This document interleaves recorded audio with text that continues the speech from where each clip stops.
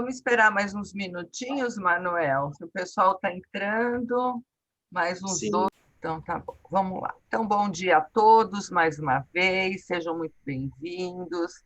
Obrigada, doutora Marina, ao Manuel, a Luprati, por mais essa oportunidade de estarmos aqui juntos e mais uma oportunidade de um grande aprendizado. Então, estamos aqui hoje para mais uma live da doutora Marina Bucalandro, que nos fala sobre os efeitos psicológicos em tempos de pandemia, transtorno de pânico, ansiedade e depressão numa visão humanista. A professora doutora Marina Bucalandro é psicóloga clínica, psicoterapeuta, professora universitária. Sua formação acadêmica de bacharelado, licenciatura, graduação, mestrado e doutorado em psicologia clínica foi realizada na PUC de São Paulo. Possui especializações em administração hospitalar pela Academia Brasileira de Medicina Militar, psicossíntese pelo Centro de Estudos em Psicossíntese de Devon, na Inglaterra, psicologia clínica pelo Conselho Regional de Psicologia de São Paulo. Iniciou sua vida profissional em 1957 no Instituto de Psiquiatria da Faculdade de Medicina da Universidade de São Paulo, onde permaneceu até 1977. A partir dessa data, ela ingressa no quadro de professores da PUC de São Paulo, onde foi eleita por 2 mandatos seguidos como diretora.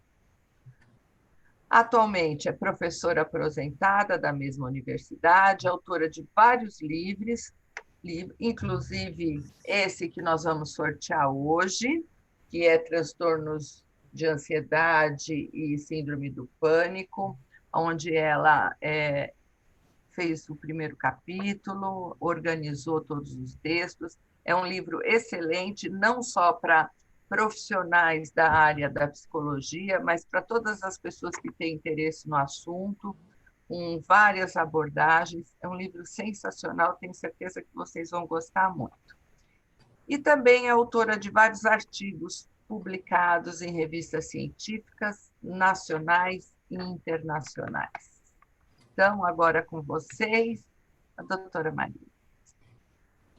Bom, quero dar bom dia a todos que estão presentes e agradecer ao Manuel, Simão, a Cristina Carriere, a Eliana Almeida, que são realmente as pessoas que, além de me convidarem, estão me dando todo o embasamento para que eu possa fazer realmente essas lives. E hoje nós vamos trabalhar um pouquinho com os efeitos psicológicos em tempos de pandemia, né? Eu gostaria de iniciar, porque eu sei que muitos dos nossos, as pessoas que vão escutar a live são psicólogos, eu gostaria de começar com a oração do psicólogo. Senhor, facilita-me um conhecimento mais profundo de mim mesmo, para que eu possa reconhecer o outro na sua plenitude. Senhor, permita ver o homem que está diante de mim, para que eu possa ajudá-lo a ver o que está em si. Senhor, possibilita-me um discernimento mais abrangente, para que eu possa ajudar o homem a resgatar a sua identidade e o seu significado. Senhor, dá-me humildade, para que eu possa reconhecer os meus erros e os meus limites, pois só assim poderei. Senhor, ilumine esse nosso encontro, para que possamos crescer juntos, e bem-aventurados que podemos penetrar a natureza humana e compreendê-la. E bem-aventurados psicólogos, que temos a experiência de Deus nesse encontro com o outro. Essa poesia é do Antônio Coco e de Escípio da Cunha. Bom, vamos começar a falar um pouquinho da pandemia, né? No final de 2019, se espalhou na população mundial um vírus denominado Covid-19, originado da China, o que obrigou todos os países do mundo a se mobilizarem para enfrentar as consequências da contaminação na saúde e na economia. A quarentena foi a forma principal de controlar a velocidade da letalidade. Foi adotada por várias regiões do planeta e promoveu o isolamento e o confinamento de um grande número de pessoas e a mobilização de um contingente significativo de profissionais da saúde no enfrentamento da crise, da situação de crise. Esse vírus que chegou a gente ainda, existe muita discussão quanto a isso, se foi realmente programado para ser espalhado pelos chineses ou se foi um erro de laboratório que ele escapou. Mas acontece que ele realmente escapou e o mundo inteiro se preparou, né, do jeito que podia para enfrentar um vírus que a gente mal conhecia, não tinha nenhum conhecimento. Tanto que no início foi mais complicado, muitos mais morreram porque não se tinha nada que pudesse ajudar as pessoas a se livrarem da Covid. Né? Tanto que hoje ninguém mais fala para espere 5 dias para voltar aqui quando estiver com falta de ar. Hoje já começa a se tratar no começo. Né? Bom, agora, ficar em quarentena é diferente de ficar em isolamento. Porque quem fica em quarentena, às vezes não está doente, não tem nada. Agora, quem está isolado pela doença é uma outra situação. Está dentro do hospital, está sendo tratado, está muitas vezes incubado, né? Então, eles ficam isolados para evitar contágio. A quarentena pode ser vivenciada de diversas maneiras, né? Existe um lado positivo, porque muitas pessoas aprofundaram o seu autoconhecimento, outros que já tinham uma família harmônica, estreitaram os laços entre pais e filhos, entre filhos e pais, né? Alguns mudaram suas perspectivas profissionais, porque muitos perderam o emprego e também teve todo o problema da parte financeira, que para muitos foi muito difícil, né? E muitos também que não podiam trabalhar presencialmente começaram a trabalhar, então aumentou o conhecimento da tecnologia, e assim como médicos, psicólogos, professores de educação física, professores de yoga, também começaram a atender os seus pacientes através da online, né? Muitos se organizaram também para trabalhar em grupos, para ajudar, assim, grupos assim, que se reuniu para ajudar as pessoas necessitadas, ou levando comida, ou levando remédio, ou levando máscaras, etc. Né? Muitos do tempo para aproveitaram para ficar em casa e retomarem hábitos que às vezes tinham largado por falta de tempo. Então, quem, por exemplo, às vezes estudou música alguma vez, retomou o seu instrumento de volta. Pessoas que gostavam de escrever, passaram a escrever, passaram a bordar, passaram a tricotar, né? A cozinhar, principalmente, é uma coisa que muitos, além de fazerem assim do seu tempo o seu uso na cozinha, também inventaram receitas, criaram, aumentaram a criatividade, né? Pintar mandalas, que é uma coisa, por exemplo, eu que gosto bastante também, muitos assim gastaram o seu tempo pintando mandalas, né? Alguns resolveram reformar as casas, e outros também, que são mais esportistas, resolveram fazer exercícios em casa, mesmo não tendo academia, usar alguma cadeira, fazer exercícios no solo. Então, houve assim, coisas muito positivas para algumas pessoas, esse tempo de pandemia, esse tempo de quarentena, esse tempo de parada, onde a gente tinha mais tempo, né? Agora, também existem pessoas que tiveram que encarar seus núcleos psicológicos e psiquiátricos mais assim doentios, que às vezes estavam enterrados no inconsciente inferior, e por ter esse tempo todo disponível, começaram realmente a reviver essas situações antigas, né? Depois até eu vou relatar um caso de uma paciente do meu consultório particular, que vai dar para entender um pouco o que às vezes pode acontecer com o confinamento, né? Nesse momento, a gente perde a liberdade, aí vem a solidão, vem o tédio, vem incertezas quanto ao futuro, e houve casos de aumento de suicídio, aumento de problemas de feminicídio, muita briga, muita raiva também foi suscitada nesse tempo, né? E apareceram também crises assim de ansiedade, crises de pânico, e também houve muito caso de depressão, né? Que nós vamos ver mais profundamente, tanto a ansiedade, quanto o transtorno do pânico, quanto a depressão, né?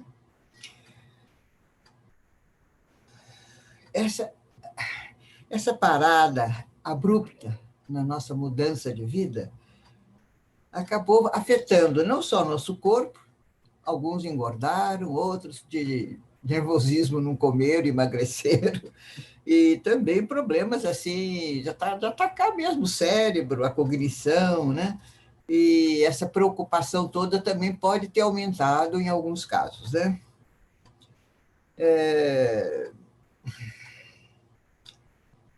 Nesse momento, já temos dados mostrando quadros de ansiedade, medo, depressão, pânico, raiva, além de preocupações relativas à disseminação e às implicações psicossociais e afetivas, e também, em grande quantidade, o problema financeiro, que eu acho que realmente a economia mundial, não digo só nossa, mas no mundo todo, houve uma quebra na economia, na parte financeira das pessoas, né?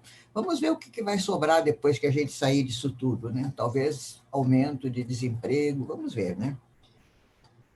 Agora, vamos primeiro falar um pouquinho do transtorno de ansiedade, né? A ansiedade, geralmente, ela é persistente, desproporcional às situações que surgem, difusa, flutuante, com sintomas variáveis ao longo do tempo. Os sintomas, alguns deles são muito semelhantes ao transtorno do pânico, mas tanto a ansiedade quanto o pânico são bem diferentes, e a gente poderá esclarecer um pouco mais essas diferenças ao longo da live. A ansiedade, segundo a maioria dos estudos, está muito ligada ao estresse, né? E ficar preso dentro de casa pode ser uma causa de estresse, que acaba, às vezes, eclodindo em situações de ansiedade, como de pânico, como depressão, né? Agora, tanto a ansiedade quanto o transtorno do pânico, segundo as pesquisas médicas, são mais comuns nas mulheres do que os dos homens, né? Os sintomas de ansiedade estão presentes na maioria dos dias no transtorno de ansiedade por várias semanas, e pode até se tornar uma constante na personalidade do indivíduo. O indivíduo portador do transtorno de ansiedade tem muita dificuldade para controlar a mesma, mesmo reconhecendo que às vezes a causa não é assim justificável, né? Eu vou apresentar para vocês os sintomas mais comuns do transtorno Como é que eu faço? de ansiedade. Aparece assim, sintomas como incapacidade de descansar, tremores, sensação de falta de ar, sudorese, taquicardia, medo de perder o controle, impressão de estar sempre no limite, facilidade para sentir-se fatigado, cansado, dificuldade para concentrar-se, irritabilidade, tensão muscular, dificuldade para dormir ou para sentir que o sono não é reparador, entre outros sintomas, que alguns deles vão bater com os sintomas também do pânico, que nós veremos depois.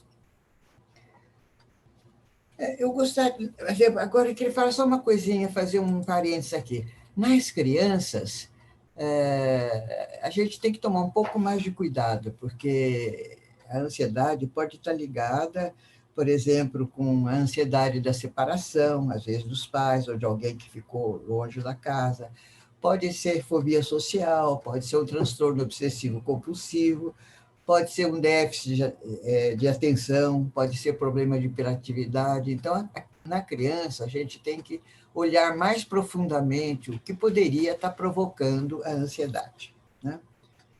Eu gostaria de fazer um exercício com vocês para dar algum instrumento para quando as pessoas estiverem se sentindo ansiosas, poderem, de uma certa forma, usar esse instrumento, que é um exercício que, além da gente fazer um pequeno relaxamento para a gente poder fazer exercício mais tranquilamente, então eu gostaria que todos se posicionassem de uma forma tranquila na cadeira, né? Com as pernas no chão, ligeiramente afastadas, os pés encostando no assoalho, encostando as costas no espaldar, as nádegas bem apoiadas no assento, os braços apoiados nas coxas, os ombros também relaxados, procurando soltá-los um pouquinho em direção ao peito, tirando a tensão, levando a atenção para a nuca, para o pescoço, e relaxando o rosto, começando pelo maxilar, separando um pouquinho os dentes debaixo dos de cima, os lábios, deixando a língua de uma forma bem confortável dentro da boca, sentindo que a musculatura do rosto se relaxa, se amoldando nos ossos da face. Os olhos descansando nas órbitas, protegido pelas pálpebras. A testa agradavelmente fresca. E vamos também soltar o couro cabeludo, sentindo que não existe nenhuma aderência do couro cabeludo à calota craniana. E vamos agora levar a atenção para a nossa respiração. Vamos exalar o ar completamente através da boca, fazendo o som de um suspiro.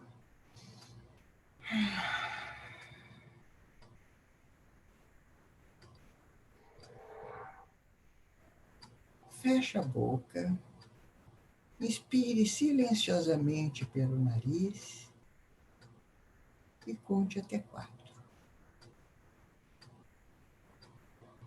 E segure a respiração e conte até 7 ou 8, segurando a respiração.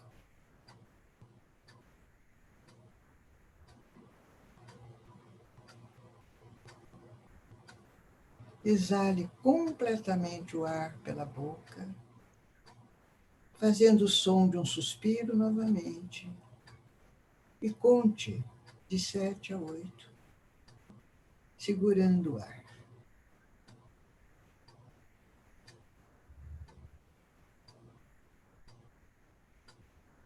Repita esse movimento de inspirar, segurar o ar, soltar pela boca, segurar um pouco o ar, 3 vezes.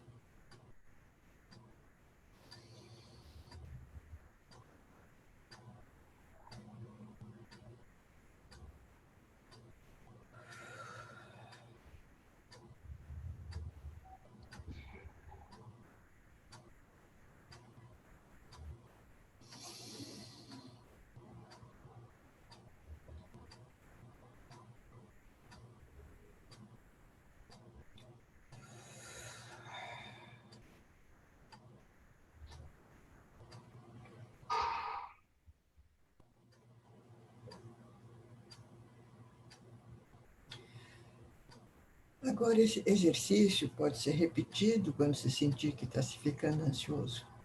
E, de acordo com o Pierre Weil, a parte mais importante desse processo é conseguir segurar a respiração por 7 segundos. E isso permitirá que o oxigênio preencha os pulmões, em seguida circule por todo o corpo, e é isso que vai produzir o efeito relaxante. Vamos falar um pouco agora das diferenças entre transtorno de ansiedade e pânico.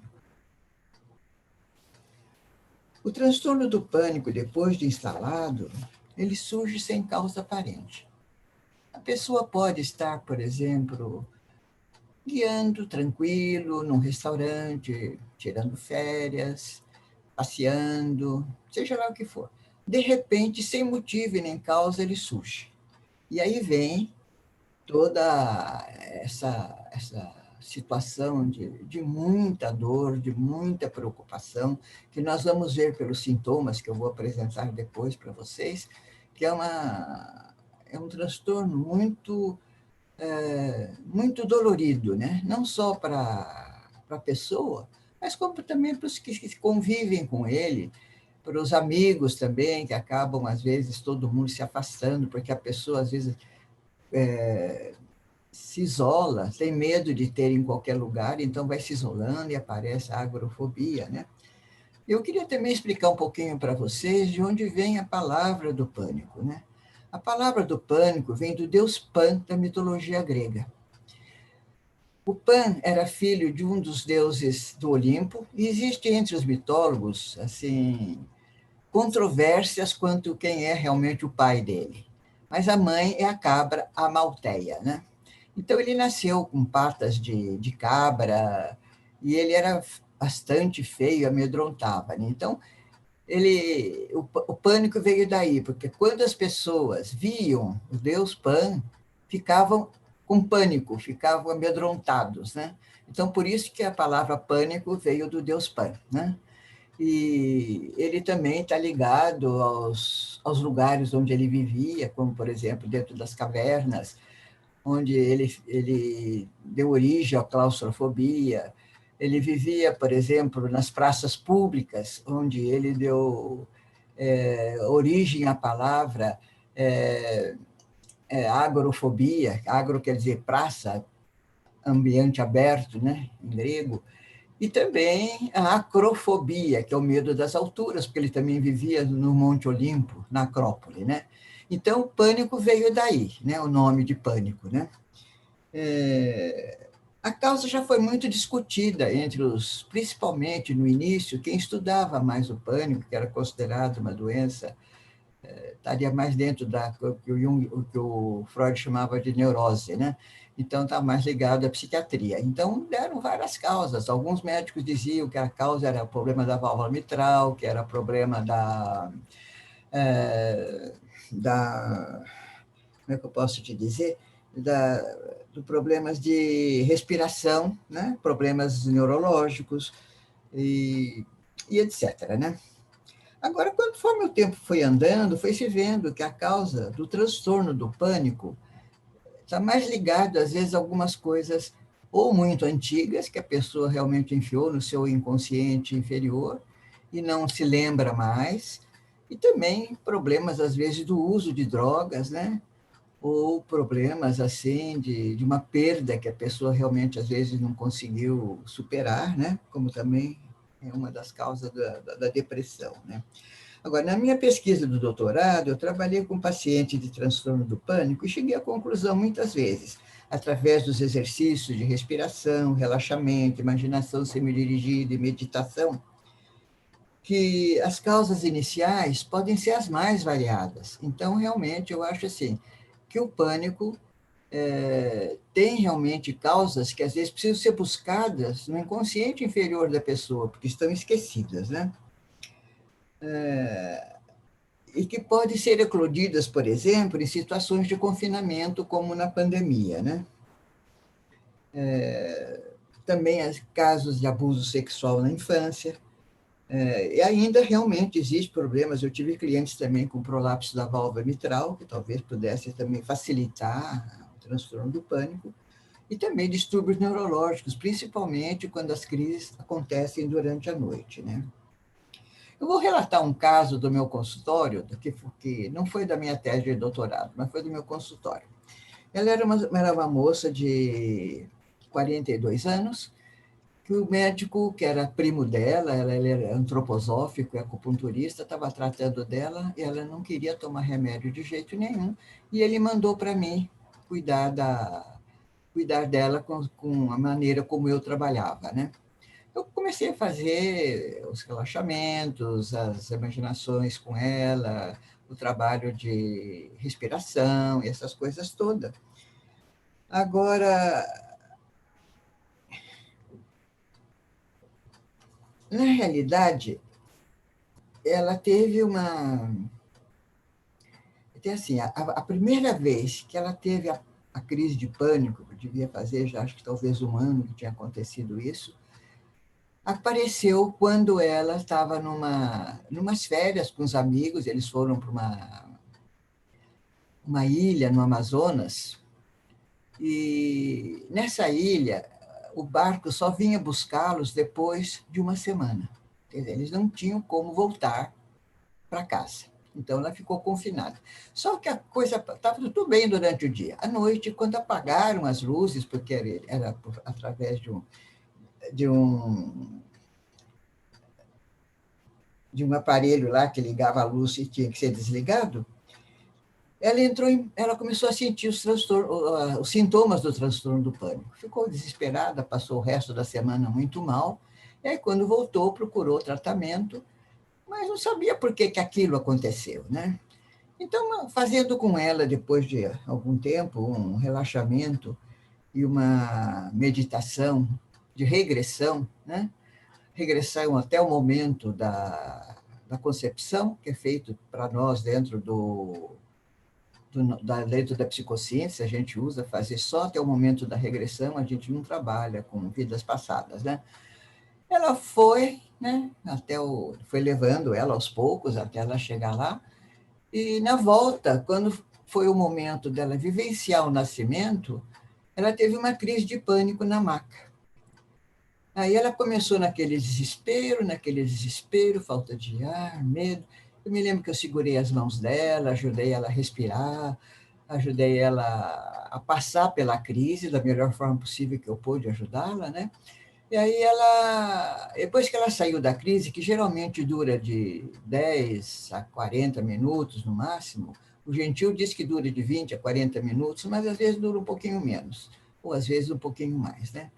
E geralmente a pessoa fica cansada depois da crise, o que é diferente da transtorno de ansiedade, que é uma coisa que pode permanecer na pessoa já incorporada à personalidade da pessoa. O transtorno do pânico, não. Quando ele vem, ele realmente tem um tempo e depois a pessoa fica normal. Bom, então eu falei para ela o seguinte: vai conversar com a sua mãe, como é que foi o seu nascimento, né? Aí ela foi conversar com a mãe, ela disse que não sabia. A mãe era uma mãe já idosa, porque isso há muitos anos atrás, provavelmente nos anos 50, 60, não tenho ideia, acho que nos anos 50. Ela me disse: olha, você teve um parto muito difícil, foi muito demorado o seu nascimento, né? Você era a minha primeira filha e realmente você demorou muito para nascer. Aí nós entendemos de onde veio isso. E ela falou: Marina, a crise que eu tive no momento do nascimento, quando você fez o exercício, são os mesmos sintomas que eu sinto na minha crise.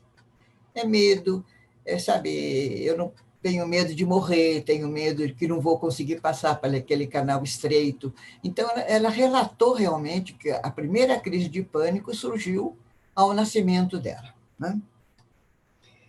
Bom, aí depois disso a gente foi trabalhando isso e ela foi melhorando bastante. Quando Aí ela saiu do emprego, montou a firma dela, era bióloga, montou uma fábrica de tintas.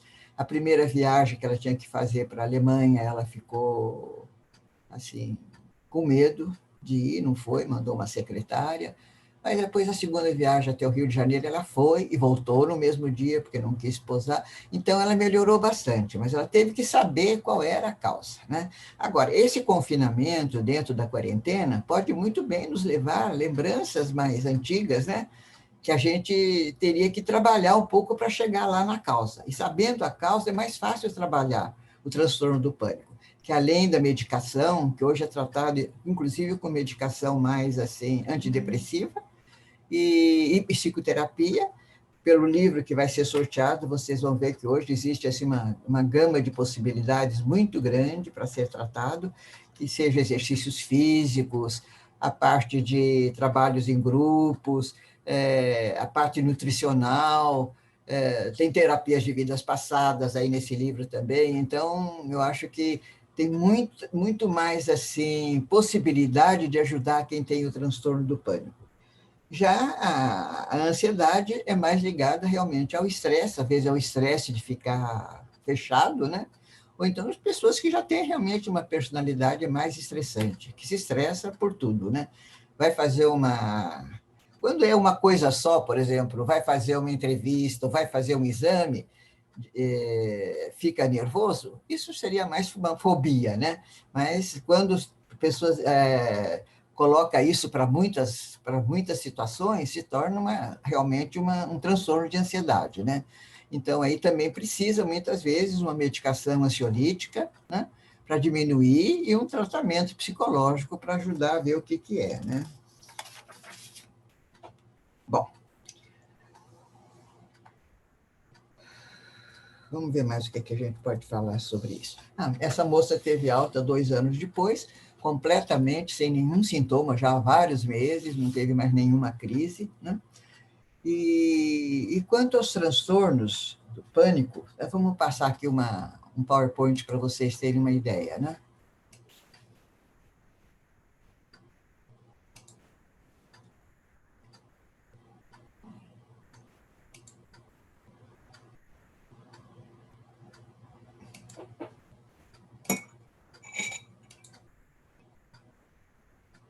Olha, transtornos mais comuns do transtorno do pânico.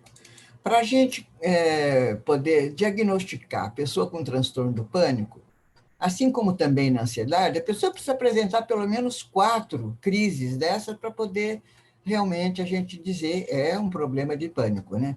Então, uma sensação inesperada de falta de ar, uma respiração difícil, rápida e que não satisfaz. Tonturas, alteração da percepção visual, a pessoa às vezes quando não consegue ver as coisas paradas, as coisas dançam na frente dela, né? Tem sensação de correr risco de vida e aumento de ansiedade. Esses sintomas geralmente acabam levando a pessoa a primeiro procurar um pronto-socorro, acha que está tendo um infarto. Depois vai uma vez, vai 2 vezes, e o médico acaba dizendo, não tem nada, é problema emocional, aí ela vai procurar um neurologista, vai procurar um cardiologista, e quando vê que não tem nada, é que vem procurar o psicólogo. Geralmente, quando chega na gente, já teve uma quantidade de procuras anteriores para melhorar o mal-estar, e a gente acaba pegando já depois de muito tempo. As extremidades ficam geladas e frias, ou existe uma taquicardia, né? Então os batimentos cardíacos se aceleram, né? E a pessoa tem certeza de que algo estranho está acontecendo. Existe formigamento nas extremidades, no couro cabeludo, a boca fica seca, assim como os lábios, aparecem ondas de frio ou de calor, a pessoa tem sudorese, tremor nas extremidades, sensação às vezes de enjoo, às vezes tem vômito, às vezes tem diarreia, e o medo da morte está sempre presente, e medo de ficar louco também. Então, é por isso que geralmente eles vão procurar um médico. Mas aí acaba vindo para terapia. Quando não procurou um psiquiatra, eu normalmente encaminho para o psiquiatra para cuidar da medicação da pessoa. Isso básico. Agora a gente tem mais possibilidades, que a gente sabe que tem outros meios de ajudar a pessoa, né? Agora, nem todos esses sintomas aparecem de uma vez. Para a gente poder dizer que a pessoa está numa crise de pânico, tem no mínimo que aparecer 4 sintomas, né? Esses transtornos de pânico são recorrentes, imprevisíveis, observáveis em situações de tranquilidade, e o transtorno de ansiedade é mais em situações estressantes realmente que aparecem, né? Bom, vários sintomas já comentados acompanham as crises e variam, assim como a evolução do quadro. Quando ocorrem numa situação específica, eles acabam ficando, assim, às vezes, com medo de sair de casa. Já quando está confinado, eles não querem realmente nem sair de casa, porque tem medo de aparecer uma crise, né? Então, parece que ainda tem gente até hoje que está confinada em casa e não sai, né? De medo da contaminação, do Covid, né? Então, acabam ficando em casa, né?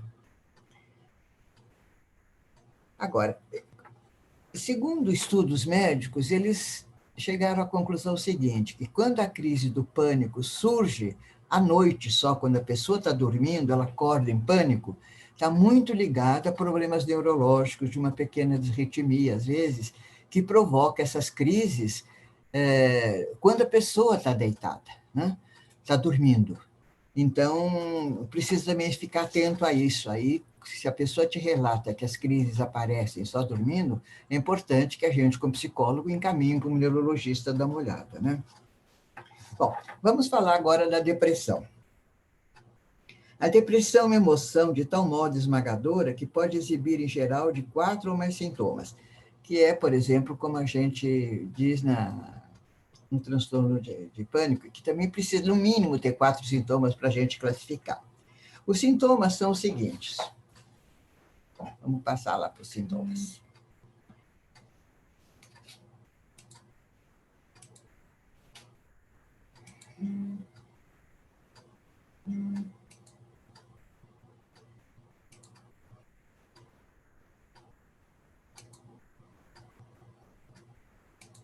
Estamos aqui achando onde é que está. Sintomas da depressão. Então, nos transtornos de depressão, geralmente a pessoa tem um tom emocional para falar dominado pela tristeza. Existe um desaparecimento da emoção, uma passividade, um desejo de não fazer nada. Inclusive, é comum, às vezes, as pessoas dizerem, eu não tenho vontade de sair da cama, né? Então, às vezes, deixa de ir para a escola, deixa de ir para um tratamento, deixa de ir para o trabalho, né? Porque não tem ânimo para levantar da cama. Os pensamentos se concentram na perda, nas imagens de ser um perdedor. O corpo fica incapaz de sentir prazer, não consegue superar a inércia e outros. Em casos graves, o indivíduo pode buscar o suicídio como forma de escapar da situação.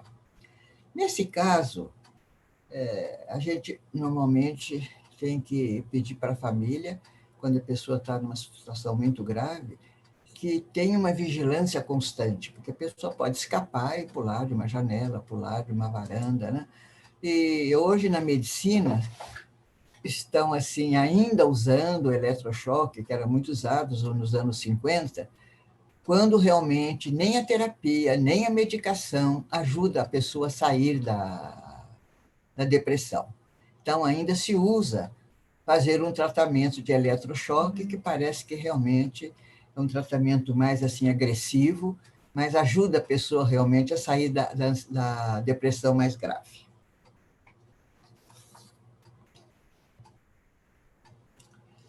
A origem também pode estar na genética, tanto de um quanto do outro, dos outros transtornos, né?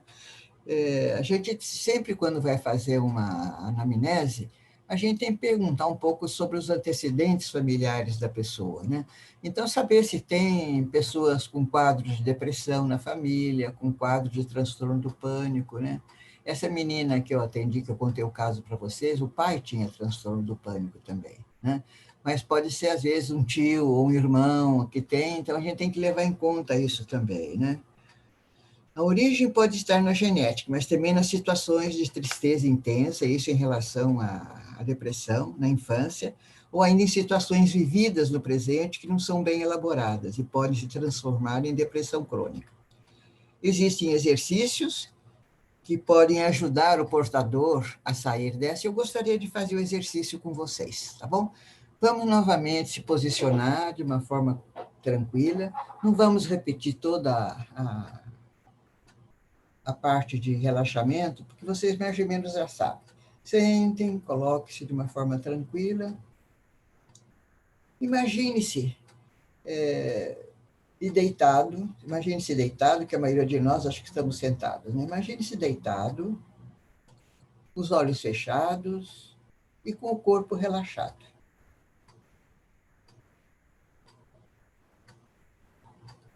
Retrate a tristeza como uma nuvem negra e sombria centrada no peito.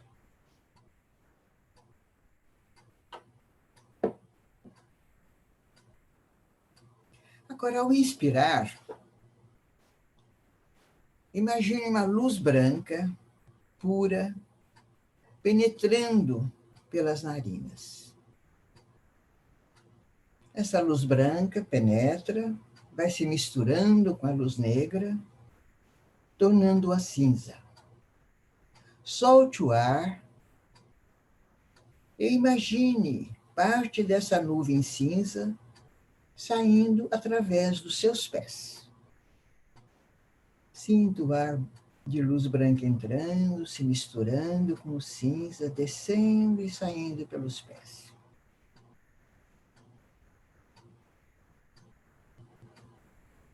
Continue a inspirar a luz branca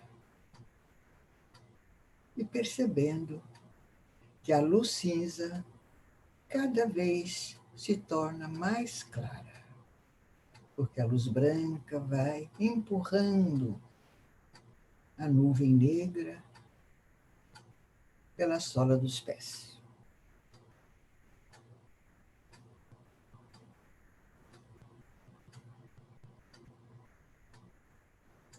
Continuem assim, inspirando a luz branca, passando pela nuvem negra, que agora já está cinza clara, saindo pelos pés, até que vocês percebam que a luz que sai pelos pés é tão branca quanto a luz que entra pelas narinas.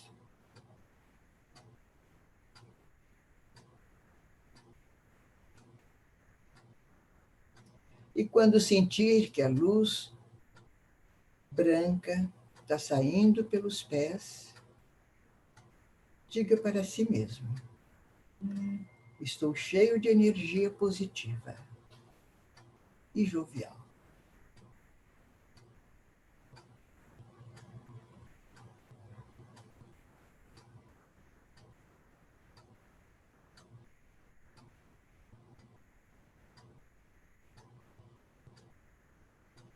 Procure lembrar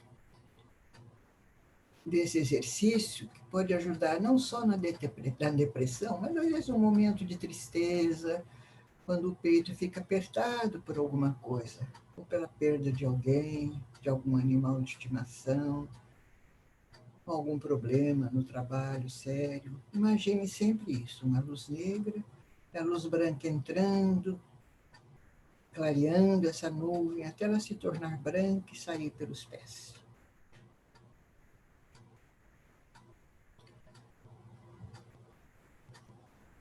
Vamos agora encerrar esse exercício. E eu gostaria, se dá tempo, não sei, Cristina, dá tempo de fazer um outro exercício? Nós começamos bem mais tarde, não estamos escutando o que você fala. Estamos escutando. Oi, Marina. Dá sim, a gente tem mais um tempinho, sim. Pode fazer mais um exercício. Um exercício que serve para todas os 3 transtornos que nós elencamos hoje, tá? Então, nós vamos novamente se sentir relaxados. Esse livro está no livro Transtorno do Pânico, uma visão humanista, positiva, transpessoal, na página 82, é de minha autoria. E esse exercício pode ajudar nos 3 problemas que nós temos.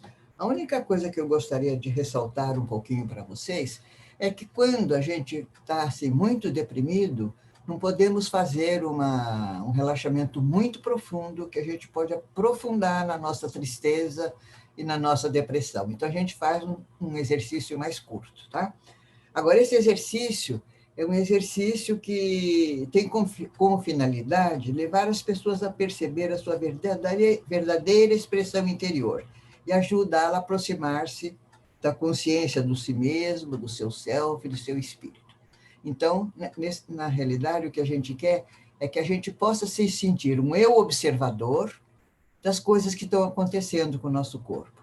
Seja ansiedade, seja o medo, seja a depressão. Então, esse exercício é bom para todos os 3 exercícios. Então, vamos lá. Vamos fazer o relaxamento. Se posicionar daquela forma que vocês já aprenderam. Sempre sentindo todo o corpo bem acomodado, bem relaxado.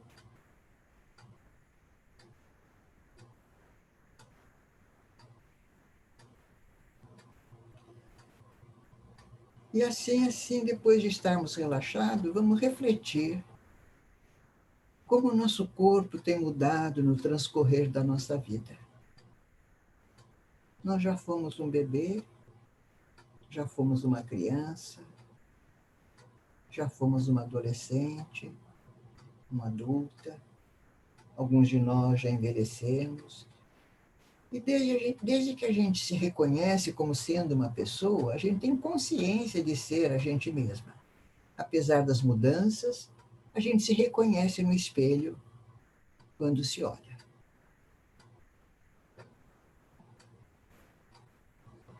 Nosso corpo já se encontrou em diferentes estados de saúde ou de doença, de cansaço, de relaxamento. Mas nada disso tem a ver com o nosso eu real. Devemos valorizar nosso corpo, porque ele é um instrumento precioso que nos permite realizar coisas, viver experiências, se expressar no mundo, mas nós não somos esse corpo. Nós somos mais do que isso. E mentalmente repita: eu tenho um corpo, mas não sou esse corpo. Eu sou mais do que isso.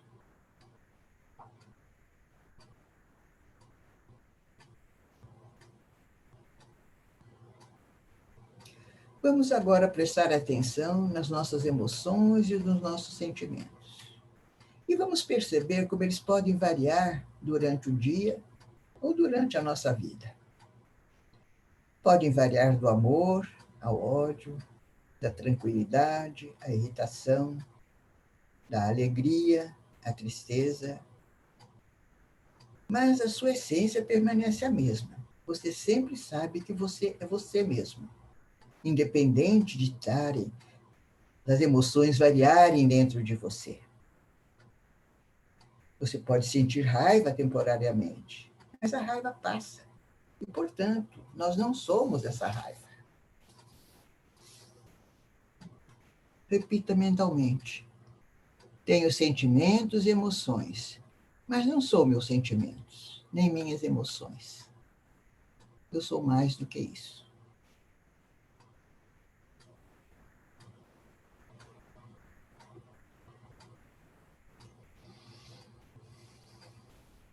Agora vamos prestar atenção nos nossos pensamentos, na nossa mente. O conteúdo dos pensamentos é incessantemente alterado, renovado. Muitas vezes os pensamentos parecem ser independentes, difíceis de serem controlados e parecem se recusar a atender às nossas ordens. Acho que todos nós já passamos por isso. Você não é o seu pensamento. Você é mais do que isso.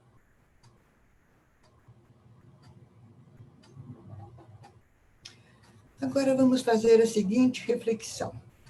Se eu não sou meu corpo físico, não sou minhas emoções, nem meus sentimentos, nem meus pensamentos, quem sou eu então? Repita clara e lentamente: eu sou um centro de energia pura, eu sou um centro de autoconsciência pura, eu sou um centro de vontade. Todos esses corpos, seja ele o físico, o emocional e o mental, são os nossos instrumentos para vivermos nessa vida. Mas nós somos mais do que isso. Então, repita mentalmente de uma forma abreviada, que vocês podem repetir quando quiserem, porque são só 4 frases. Tenho um corpo físico e sensações, mas não sou meu corpo físico nem minhas sensações. Tenho sentimentos e emoções, mas não sou meus sentimentos nem sou minhas emoções. Tenho uma mente e pensamentos, mas não sou minha mente nem meus pensamentos. Sou um núcleo de autoconsciência pura. Sou um centro de vontade. Sou o meu self, sou a minha centelha divina, sou meu espírito. E assim encerramos a live de hoje, com esse exercício que tem ajudado muito, principalmente aos meus pacientes de transtorno do pânico, que quando começa a crise, ela se vê como quem realmente ela é e percebe os corpos dela tendo problemas. Mas ela está bem como uma observadora do que está acontecendo. Muito lindo. Muito bom, muito bom. Alguém Vamos ver se a gente consegue transcrever esses exercícios para passar para o pessoal, mas muito bom ter que realizar isso todos os dias. É uma inspiração mesmo, né? Alguém gostaria de fazer alguma pergunta para a doutora Marina? Se alguém tiver, pode abrir o microfone e fazer diretamente a ela. O pessoal pode ficar à vontade. Antes da gente encerrar.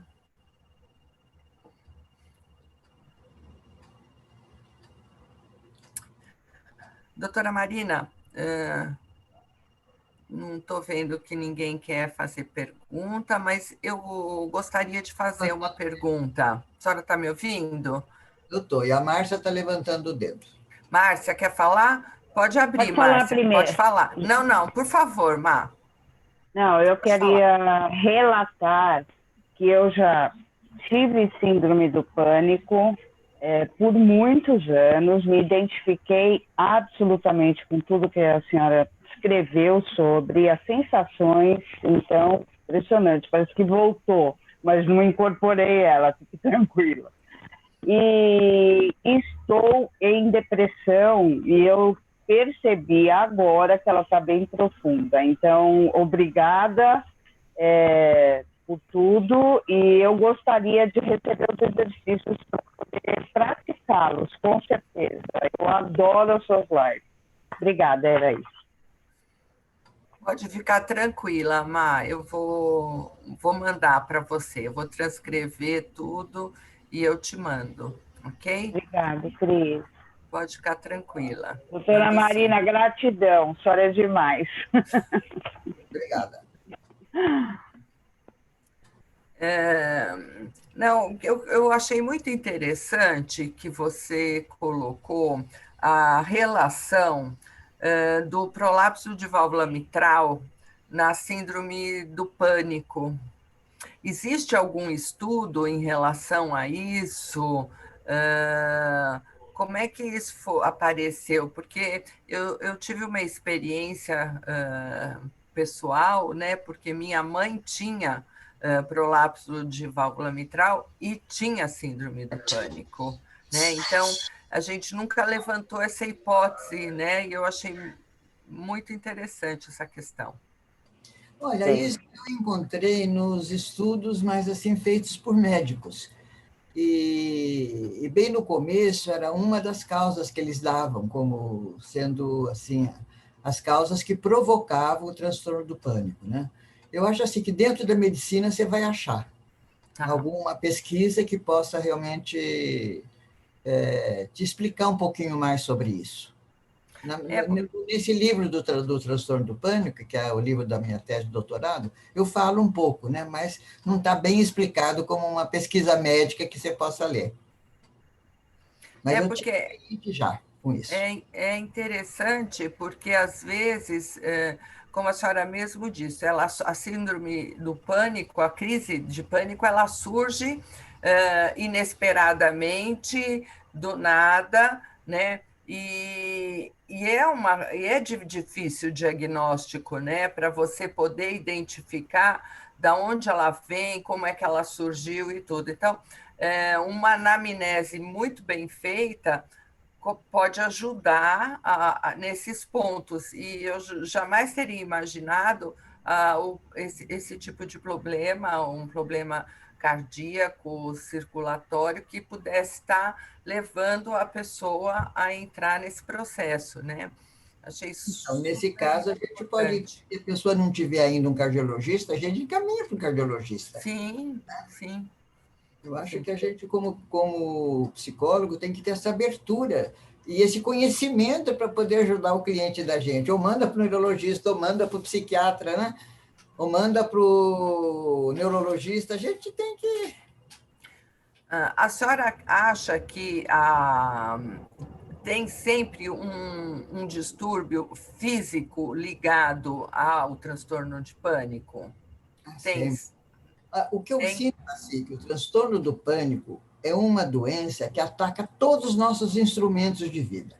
Se você for olhar, a gente tem taquicardia, tem mãos frias geladas, tem problemas, às vezes, dores de cabeça, ataque físico. Ataque emocional, porque você fica achando que você vai morrer, você fica tendo aquele medo de que você vai ter um derrame, um infarto, qualquer coisa assim.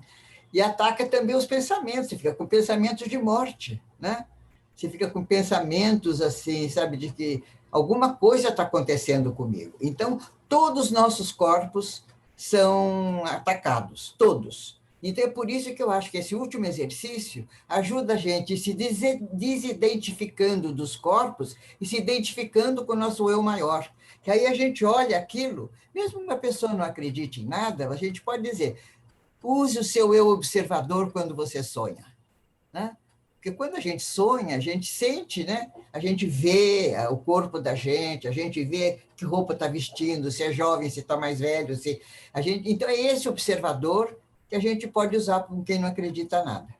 Em ninguém, quer dizer, não acredita num ser espiritual. Porque acho que tudo começa nesse ponto mesmo, né? Na sua possibilidade que você tem de criar no seu imaginário, né, aquilo que você pode se tornar, que você pode ser, né? Essa acho que é a grande ferramenta que a gente tem de trabalho, né? Que a partir do fortalecimento dessas crenças é que você vai conseguir obter um resultado mais positivo no tratamento das síndromes, enfim.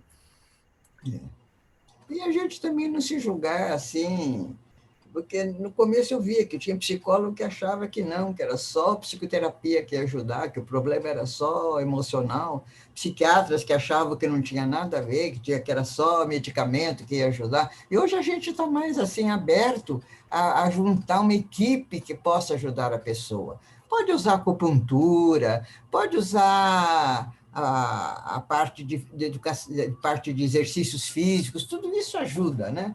Então, a gente pode ajudar a pessoa nesse sentido, né? Porque todos os corpos são importantes.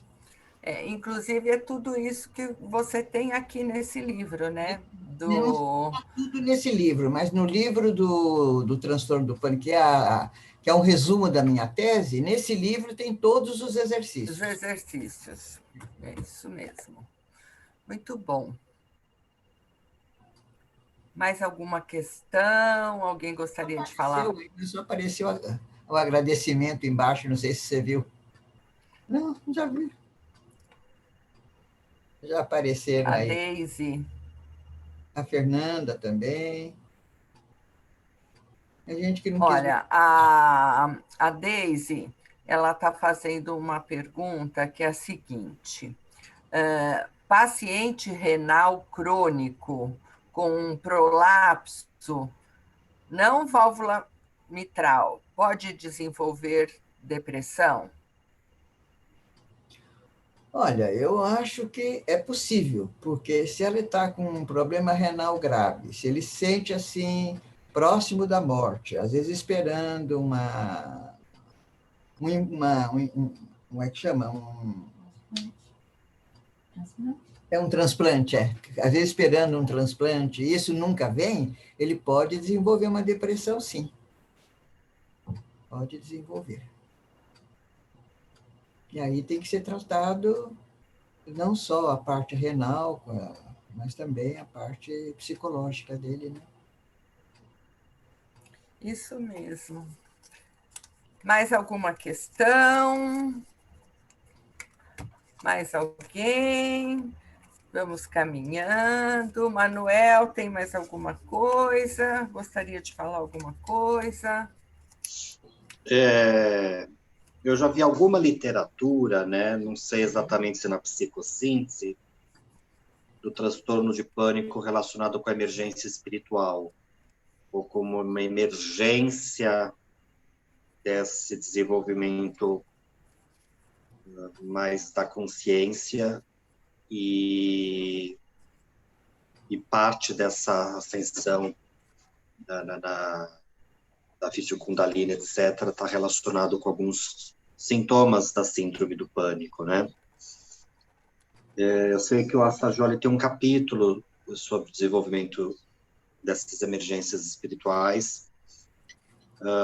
Então, não sei se a Marina tem alguma literatura ou conhecimento, ou casos assim, que ela pudesse completar. Olha, eu também li esse livro do Groff, e que tem um capítulo do Assagioli sobre emergências espirituais, né? E ele coloca, inclusive, casos que parecem casos psiquiátricos e que, na realidade, são casos, na realidade, mais ligados à espiritualidade do que realmente a doenças mentais, né? Agora, eu tive uma menina que tinha, mas ela não tinha transtorno do pânico. Ela se sentia que ela era 7 pessoas, né? Se ela caísse na mão do psiquiatra há 50 anos atrás, provavelmente ia dizer que ela já estava esquizofrênica, mas não era. Eram subpersonalidades dela que precisavam ser trabalhadas, a gente foi trabalhando uma a uma até que ela integrou tudo isso dentro dela. Mas, assim, eu nunca tive um caso assim que eu pudesse dizer que fosse de um problema espiritual atacando a pessoa de alguma forma, né? Muitos desses meus pacientes, às vezes, já frequentavam o centro espírita, recebiam essa ajuda espiritual, então mesmo os centros de Umbanda recebiam ajuda espiritual. Então, eu nunca tive nenhum problema em que as pessoas também procurassem ajuda espiritual, né? Sempre digo, veja qual é a religião, ou qual é o grupo que te faz se sentir bem, que você se sente ajudada, né? E frequenta, né? Ajuda também dentro da psicoterapia, né? Porque, claro que a gente tem também problemas que são espirituais. Eu tenho uma amiga que ela é uma psicóloga bastante competente, foi minha colega de turma, ela trabalha com terapia de vivências passadas, né? E muitas vezes também são coisas da vida passada que, de uma certa forma, podem estar influenciando os sintomas atuais, né? Então, é isso aí que eu teria a dizer. Eu mesma fiz 1 ano de terapia de vidas passadas para encontrar alguma coisa, né? O que eu encontrei foi que eu tinha um núcleo depressivo muito grande dentro de mim e que nessa encarnação eu consegui superar muito bem, viu? Já sabendo que tinha, falava, não temos nada que ficar deprimido, a gente tem que tocar o barco para frente. Então, às vezes, essas coisas ajudam, né? Que eu acho que essa que é o papel da desidentificação, né? Que vai se transmutar e transformar aquilo que o ego fica aprisionado, né? e muitas vezes cindindo desse eu maior, desse eu superior, né? O pânico é aquele desespero, né, desse nível do ego, da finitude, onde então ele se desconecta completamente da eternidade, né? Então, por isso que eu acho que é um grande papel realmente a gente poder perceber, relaxarmos no colo, né, dessa unidade que somos e fazemos parte, né? É isso aí. Muito bom. A Rosângela está sorrindo lá. Mais alguma coisa, pessoal? Eu estou sorrindo, muito agradecida por sua fala. E, na verdade, trazer consciência, esse núcleo, né, da depressão anterior, poder integrar, né, e dar seguimento, né, o que o Manuel colocou como desidentificar, né, poder transmutar e fazer esse trabalho lindo que você faz, né, e gerar tanto conhecimento e compartilhar com tantas pessoas para que cada um de nós possamos integrar nas nossas vidas, né? Eu só tenho a agradecer, por isso que eu estava sorrindo aqui, Muito obrigado. emitindo vibrações de gratidão. Eu percebi as vibrações de amor você mandando, viu? Você tá que é só amor dentro de você. É muito isso mesmo. Viu? Muito obrigado. Hora do sorteio! Hora do sorteio! Vamos sortear! Os nominhos estão aqui. Tadã! Ó, vou botar bem na câmera aqui, ó, todos os papelinhos, e vou pegar, fechar os olhos, ó, e vou tirar um papelinho, esse aqui. Tadã! Alice Fernando, cadê a Alice? Liz. Alice ficou aí com a câmera fechada. Liz Fernando está aqui, olha. Vou mostrar o papelzinho para vocês que eu tirei. Liz.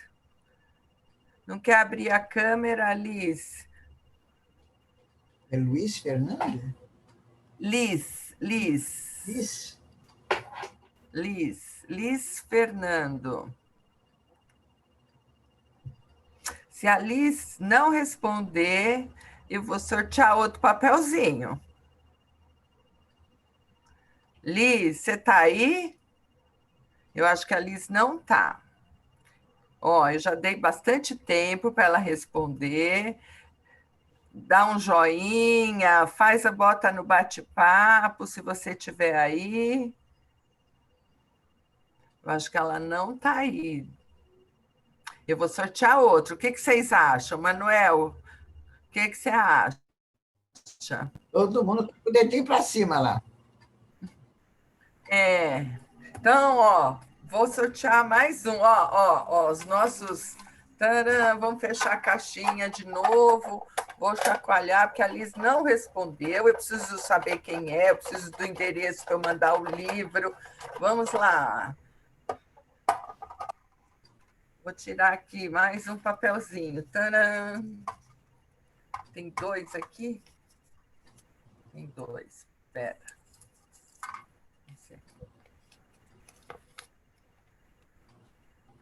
Márcia La Selva! Ela pulando lá.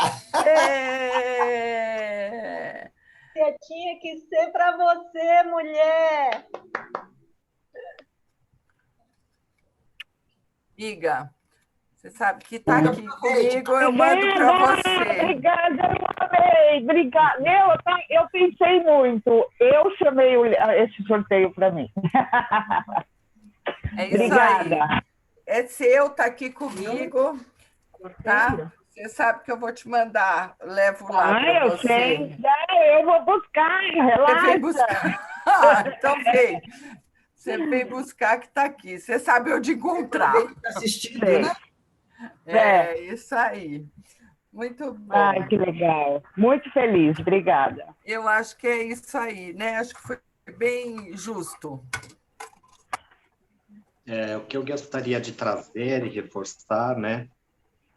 Logo no início, Marina, eu tive esse pensamento, né? O confinamento nos remeteria a memórias inconscientes muito profundas em cada biografia, de confinamento.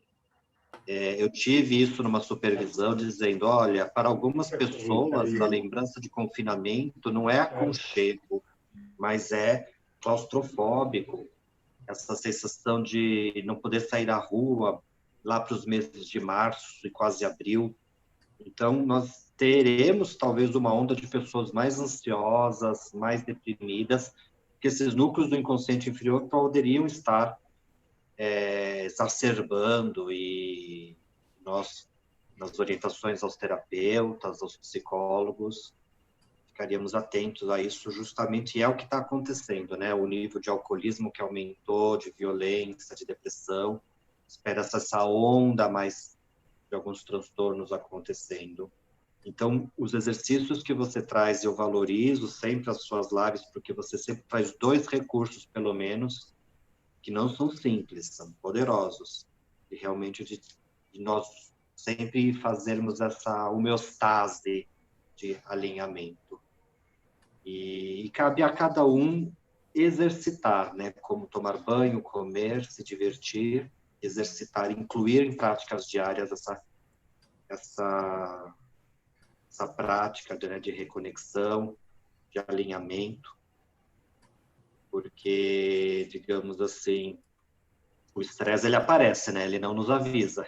A gente, quando menos, percebe adentra. Então, quero agradecer a confiança e dizer o quanto é valoroso esses encontros para alimentar esse saudável que é cada um de nós.